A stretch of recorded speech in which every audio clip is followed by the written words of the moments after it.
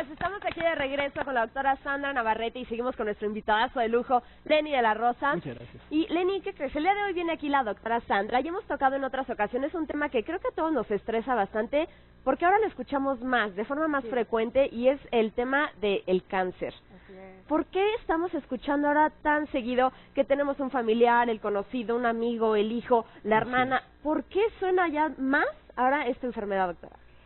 Sí, el cáncer es un problema en realidad metabólico. De hecho, cuando escuchamos la palabra impacta mucho.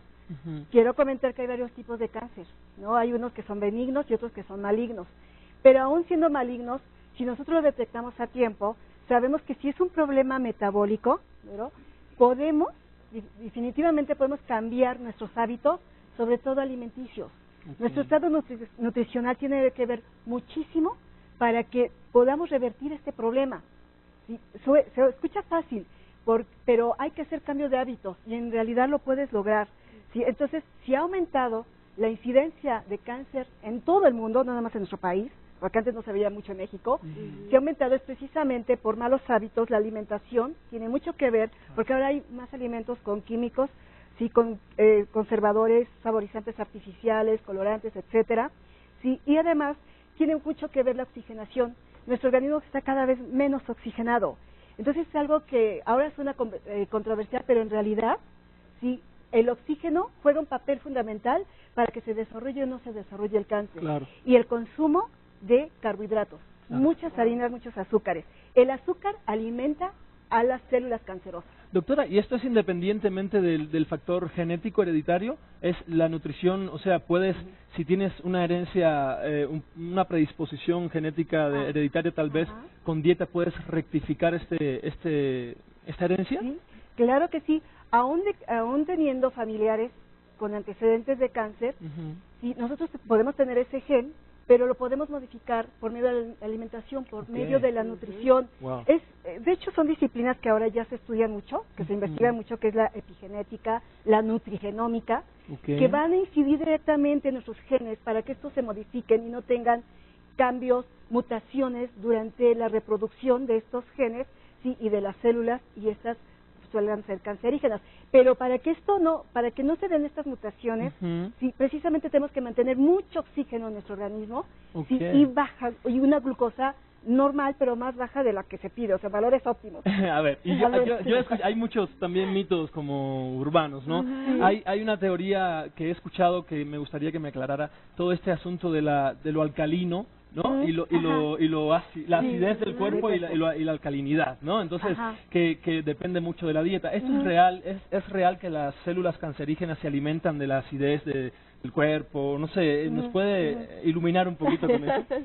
Qué buena pregunta. Fíjate que esto, cuando hablan también de la dieta alcalina, eso es un mito. ¿Por qué?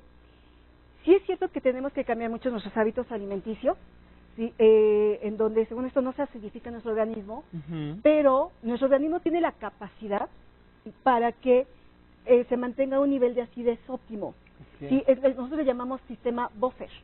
Entonces, por mucho que le metas alimentos alcalinos, no se va a alcalinizar. ¿Sí? O sea, igual si le metes muchos alimentos ácidos, se va a normalizar de todos modos por ese sistema.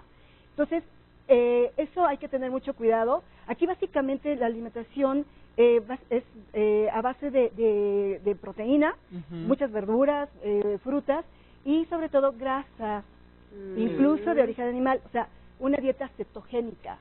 ¿Sí? Un tumor, una célula cancerosa no aguanta un ambiente cetogénico, le llamamos.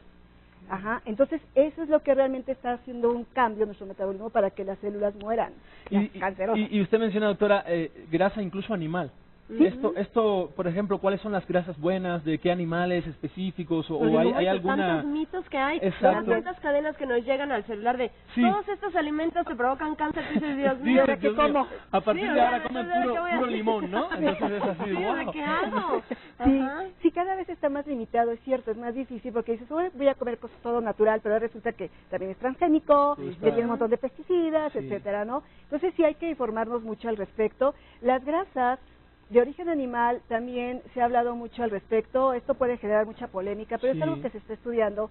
En realidad las grasas que ya están saturadas ya no hay nada que los oxide porque ya están saturadas. Esto es hablar de bioquímica, es un poco complejo, pero hay que saber escoger porque también tienen que ser grasas preferentemente de animales que coman en forma orgánica, o sea, carne orgánica, grasa orgánica, que no estén llenas de hormonas, y de sintéticos, de clenbuterol, etcétera. Entonces, ahí tenemos que saber escoger este tipo de alimentos y en ciertas proporciones de acuerdo a cada persona, de acuerdo a tu actividad, de acuerdo a muchos factores, para que tú lo puedas consumir y te beneficie y realmente adquieras en tu organismo un equilibrio en donde estas células, repito, las cancerosas, no se alimenten de azúcar y haya mucho oxígeno para que mueran.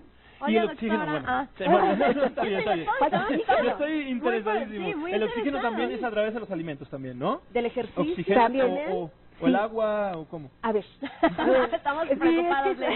Bueno, voy a contestar. Por ejemplo, es cierto, el ejercicio obviamente te va a ayudar y hay que saber también hacer las respiraciones profundas, que aquí lo han comentado en otros programas anteriores, respiraciones profundas te van a beneficiar. Desgraciadamente estamos en un ambiente, en una ciudad donde está llena de contaminación, ¿no? Pero bueno, hay también tratamientos y terapias para ello. Ahora, respecto a, me preguntabas también de el agua, la alimentación. Por ejemplo, una persona que es diabética, sabemos que su glucosa se eleva mucho. La glucosa roba oxígeno. La glucosa destruye proteínas de nuestros glóbulos rojos, desplaza el oxígeno y se pega la glucosa y destruye. O sea, que una persona que tiene alto el azúcar es más propensa que pueda desarrollar cáncer. De hecho, antes, o sea, ¿por qué?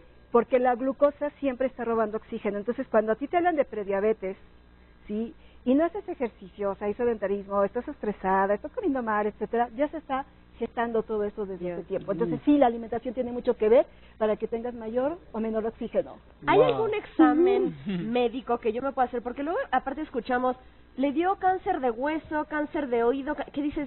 ¿Cómo te das cuenta? Como bien dicen, es la enfermedad silenciosa que ya que te das cuenta es porque ya está muy avanzada.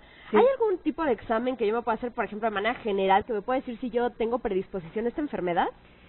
Sí, lo he dicho en programas anteriores. Primero, en la consulta médica hay que hacer una historia clínica, preguntar todos tus antecedentes, sí, heredofamiliares, personales, patológicos, etcétera, etcétera. Y ya en base a esto, entonces tú pides estudios. Los estudios básicamente te piden de marcadores tumorales, sí, dependiendo de qué órgano tú sospeches, donde pueda estarse gestando algún tumor o por antecedentes familiares, pides esos marcadores tumorales. Estudios en general, pero también mucho antes de ello, como bien preguntas, podemos verlo también si la glucosa tiende a elevarse, si es una persona obesa, si es una persona que come mal, con mucha comida ya procesada, que la mete al microondas, etcétera, ¿no? Claro. Entonces, todo ello es básicamente lo que tenemos que valorar para pedir estudios. Qué interesante, doctora. Pues es que este es un tema que la vamos a tener otra vez, porque miren, surgen las preguntas aquí en el foro, en las llamadas. Para irnos a corte, nada más me gustaría que nos dijera un tip básico para mejorar la oxigenación, toda esta parte de la nutrición de nuestro cuerpo y evitar toda la parte de esta enfermedad tan terrible. Así es. Bueno, si hablamos de nutrición, como bien me preguntaste, básicamente tenemos que evitar, no disminuir, evitar la ingesta de carbohidratos. Hablamos entonces de qué?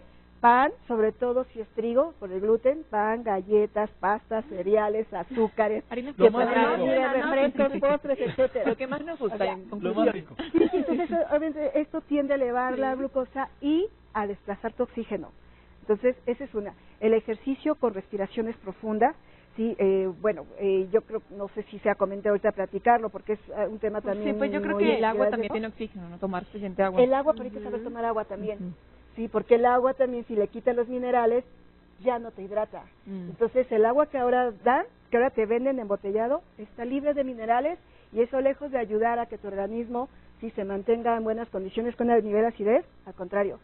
Bueno, doctora, pues nos vamos a quedar hasta aquí en esta ocasión y quizás sea un poquito a sacrificio el quitar esto, quitar aquello, pero bueno, tenemos un gran beneficio que es la salud. Así que nos vamos a corte y seguimos aquí en el Show de la Belleza Internacional.